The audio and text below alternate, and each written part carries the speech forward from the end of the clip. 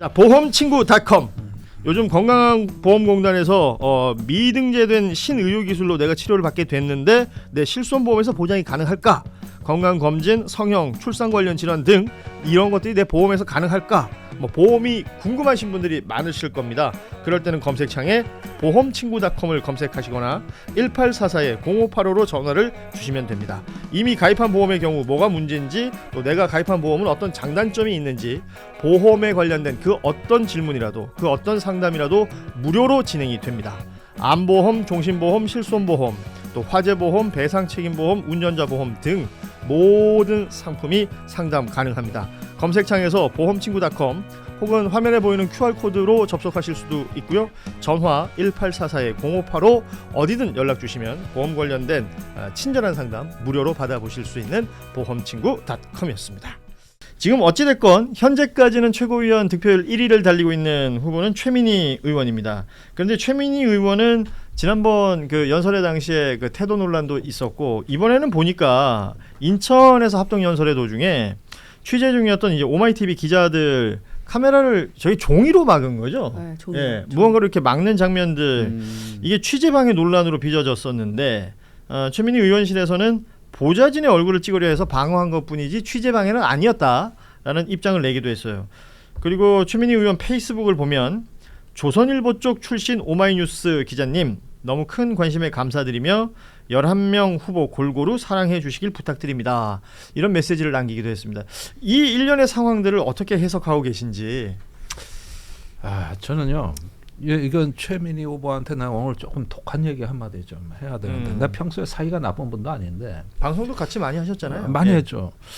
요즘 최민희 후보 행보를 보면은 생각이 다르거나 걸리적거리는 어떤 타 집단 또는 다른 경쟁자들에 대해서는 조금 정치를 비열하고 뻔뻔하게 해야 된다는 어떤 신념을 갖고 있는 거 아닌가. 좀 막대해야 되고 뭔가 좀 이렇게 해야 우리 편은 나를 더 좋아할 거야. 또는 자연스럽게 또 어떤 그런 어떤 행동이 나오는 어떤 감정의 정치는 이런 것들이 이제는 어떤 그냥 완전히 저기 하나의 신념화된 것 같은 이런 느낌이 좀 들 때가 있어요. 그러니까 이런 상황이라면은 나중에 지도부에 진출을 해서도 바람 잘 날 없을 것 같아요.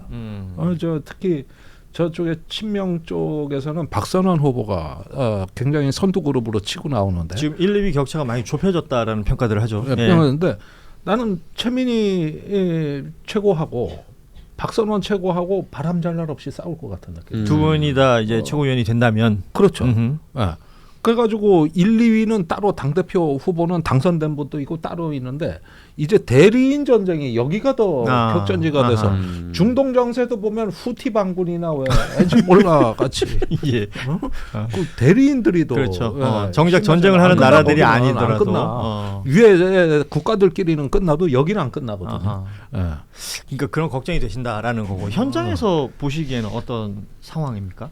아니 그러니까 사실 바람직하지 않죠. 거기 현장 유튜버들이 되게 많아요. 네. 그리고 오마이 TV는 항상 그런 현장에 오세요. 그렇죠. 와요. 그리고 와서 그 현장 채널을 취재. 통해서 전당대회를 보시는 분들도 굉장히 많습니다. 예. 그래서 그 오마이 TV를 이렇게 가져가서 이제 송출하는 유튜브들도 있고 하거든요. 어떻게 보면 되게 소중한 어떻게 보면은 일을 해주시고 계신 건데, 그거를 본인을 왜 찍냐라고 이제 얘기해서 보좌진이 이제 그 비표가 있었어요. 최민희 의원 보좌진이 써 있습니다. 그래가지고 그분이 하신 건데 부적절하다고 보고 그 취재를 그렇게 방해하면 안 되죠. 그리고 게다가 지금 최민희 의원이 계속 주장하는 게 언론 개혁을 얘기하시거든요.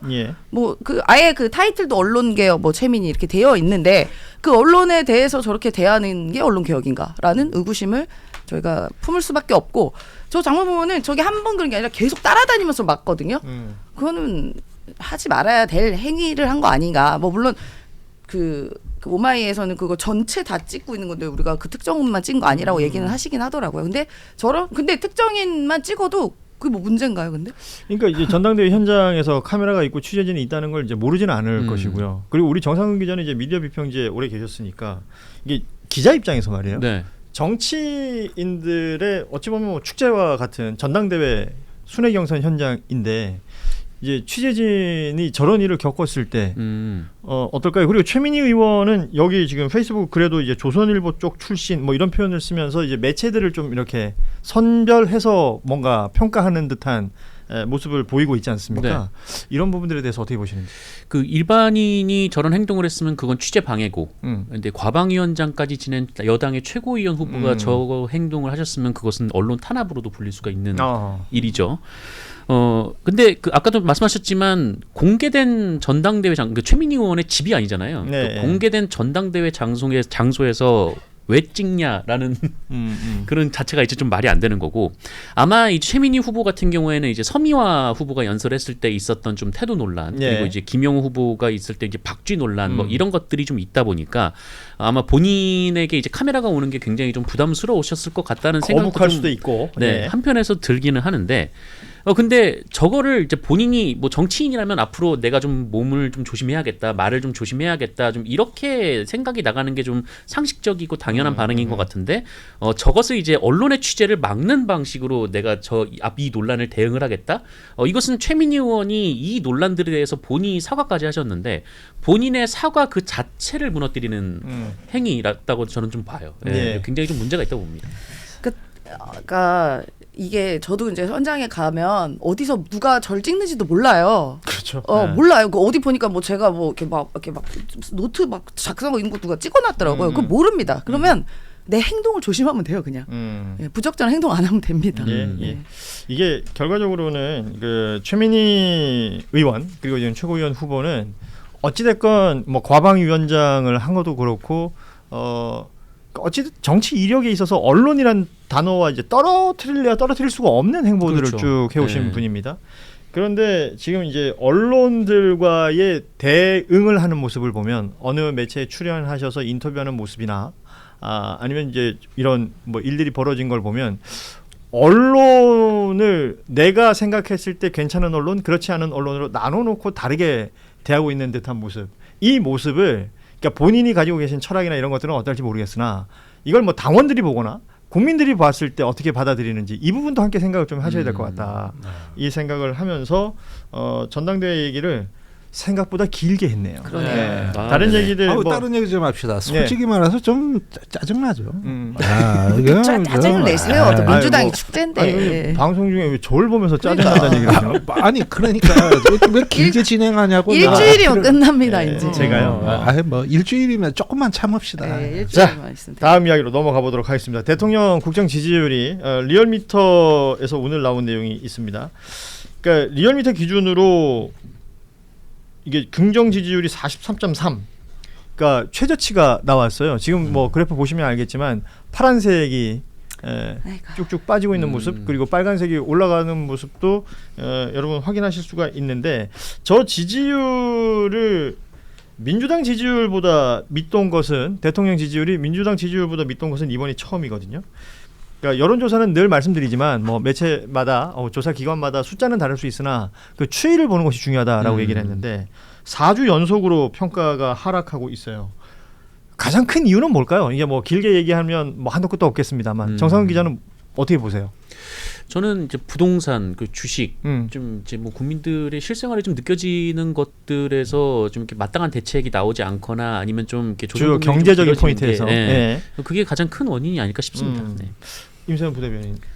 그러니까 말씀처럼 부동산, 뭐 ETF 뭐 얘기 이런 것들도 작용했을 것이고, 그리고 지금 뉴스를 딱 보면요 거의 다 민주당 정당대 얘기가 다잖아요. 저희도 마찬가지로. 그러면은 이게 뭐 경쟁을 하다 보면은 보통 안 좋은 뉴스가 많이 부각되는 경우가 많지 않습니까? 부정적인 뉴스들. 그러다 보니까 그 영향도 전 대통령께도 갔다라고 보거든요. 그래서 빨리 이제 일주일 후에 새로운 지도부가 만들어져서 이 뉴스의 중심이 대통령의 국정 운영으로 가게 되면 또 대통령 잘하시는 것들, 이런 거 외교 성과 이런 것들이 부각되면 회복이 되지 않을까 싶습니다. 그러니까 민주당 전당대회는 적어도 지금 임세현 대변인 얘기대로라면 이재명 대통령 지지율에는 득이 되지는 않는 것 같다. 전당대회 자체가. 그렇죠. 예. 원래는 득이 돼야 되는데. 이거는 어떤 부분에서는 민주당도 또 청와대도 좀 심각하게 볼 필요가 있겠다라는 생각이 들기도 하고요. 지금 이제 리얼미터가 자체적으로 평가한 걸 보면 부동산 세제 개편, 형사소송법 개정 논란, 육사 쿠데타 발언 등등 여기에 폭염, 경제 불안 요인까지 중첩되면서 서울, 보수층, 고령층을 중심으로 이탈이 되었다라는 부분들을 체크를 했어요. 결과적으로 이제 주요 포인트들을 좀 볼 필요가 있고요. 대통령을 꾸준히 지지해 왔던 어떤 세대나 계층 등등에서도 숫자가 빠지고 있다는 부분들 이런 것들을 좀 더 볼 필요가 있겠고, 민주당 전당대회가 지나고 나면 결과가 그렇게 끝이 나고 대통령이 펼치는 어떤 국정에 대해서 또 다른 평가가 이루어지겠지만, 오늘 메가 프로젝트 2차 회의를 오후 2시부터 이재명 대통령이 주재를 했습니다. 뭐 전력, 용수 공급 계획이나 정부 규제 혁신 추진 방안 등등이 얘기가 된다고 그랬고, 모두 발언 중에 보니까 속도전을 넘어서 전격전을 치러야 되는 상황이다. 그러니까 굉장히 이제 지난번에도 이제 속도를 되게 강조했었는데, 그러니까 현실적으로 뭐가 보여야 된다는 것이겠죠. 빠른 시간 안에. 네. 예.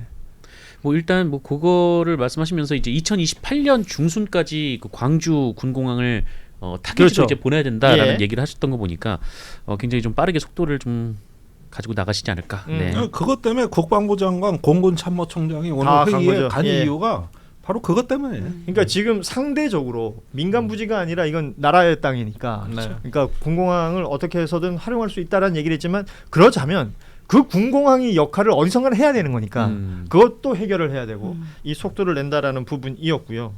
그리고 또 하나 이제 결혼 페널티라고 이른바 부르는 표현들 있지 않습니까? 결혼을 하면 대출이나 뭐 이런 것들이 오히려 더 불리하다라는 부분에 대해서 대통령이 SNS를 통해서 22개 정도를 체크했다. 이런 부분들에 대해 개선해 나가겠다라는 얘기를 했는데, 2030 세대가 민주당과 이제 청와대에 등을 돌리고 있다라는 평가를 많이 했었던 것이고, 그걸 회복해야 된다라는 얘기에 어찌 보면 대통령이 가장 앞서서 달린다라는 생각이 전 들더라고요. 맞습니다. 예. 그래서 아마 이게 갑자기 짠하고 나타난 건 아니고 지난 1년 동안 그 다양한 방향에서 또 청년 재단 뭐 이런 데에서 그 많은 토론회를 통해서 이제 나와서 수기의 과정을 통해서 나온 이제 정책 제안인 것이고요.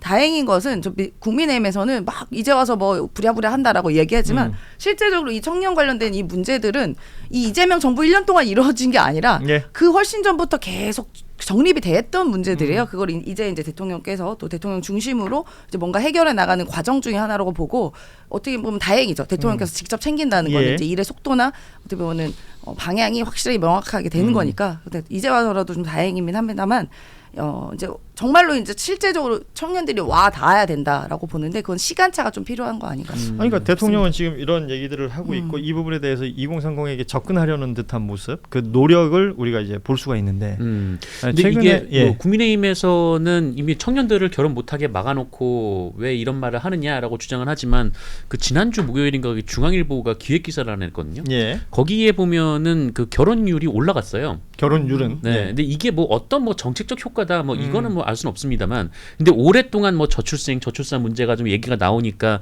이 신혼부부 그리고 이제 자녀들이 있는 집에 대한 여러 가지 또 대출 혜택도 예, 예. 이제 나오고, 반대로 이제 일반 대출 규제는 좀 강해지고 좀 그런 상황들이 상대적으로 있지 그게 더 않습니까? 유리해지니까. 네. 그래서 이 당시에 이제 중앙일보 저번 주 목요일에 기사의 그 핵심 내용은 그 이른바 이제 그 자산 형성을 위한 결혼. 네, 그것 때문에 이제 오히려 결혼율이 좀 늘고 있다. 뭐 이런 기사도 좀 있더라고요. 그러고 보니까 저희 한겨레 TV 제작진 중에 아직 20대인데 곧 결혼을 한다고 발표한 친구가 있습니다. 아, 지금 유행입니다. 네. 예. 아니 그런 충격적인 일이. 그 친구를 다시 한번 충격적이라고요? 우리가 취재를 좀 해봐야 되겠어요. 어, 이게 자산 형성을 위한 결혼인가? 네. 사랑을 염두에 둔 결혼인가? 한번 체크해 보겠습니다. 근데 확실히 이게 이제 결혼을 하면 좀 자산 형성이 되는 게 더 빠른 것 같긴 해요. 아니 그러니까 네. 그거는 이제 결혼해서 책임감이 생기고 서로가 맞아요. 이제 뭐 이렇게 모아가는 재미도 있고 뭐 이런 것들 월세가 하고 반으로 줄 거 아니에요. 예 그런 걸로 가야 되는데 야 우리 대출을 이렇게 땡겨야 돼, 접근하는 이번에. 것은 뭐 또 이런 다른 거. 부분이 있는데, 그러니까 이런 식의 어떤 나아지는 상황들을 계속 연출시켜야 되는데, 자, 보험친구.com 요즘 건강보험공단에서 미등재된 신의료기술로 내가 치료를 받게 됐는데 내 실손보험에서 보장이 가능할까? 건강검진, 성형, 출산 관련 질환 등 이런 것들이 내 보험에서 가능할까? 뭐 보험이 궁금하신 분들이 많으실 겁니다. 그럴 때는 검색창에 보험친구.com을 검색하시거나 1844-0585로 전화를 주시면 됩니다. 이미 가입한 보험의 경우 뭐가 문제인지, 또 내가 가입한 보험은 어떤 장단점이 있는지, 보험에 관련된 그 어떤 질문이라도, 그 어떤 상담이라도 무료로 진행이 됩니다. 암보험, 종신보험, 실손보험, 또 화재보험, 배상책임보험, 운전자보험 등 모든 상품이 상담 가능합니다. 검색창에서 보험친구.com 혹은 화면에 보이는 QR코드로 접속하실 수도 있고요.